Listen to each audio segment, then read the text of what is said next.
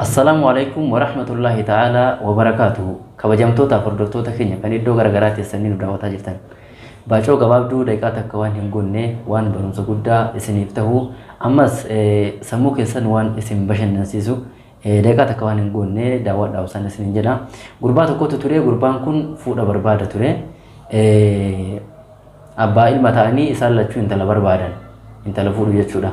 Abbaanis gara biraa deemee barbaada, ilmis gara biraa deemee barbaada. Guyyaa tokko isaan lachuu barbaadaa oolanii galgala mucichi abbaa dura manatti galee mana jira. Abbaan yaa ilma koo intala argattee jedheen. Abbaanis gara biraa barbaadaa oolee meeree wal quban qabanii. Eeyyeen argadhee jira yaa abbaa koo jedheen. Eenyuun argattee jennaan akkoo jedheen.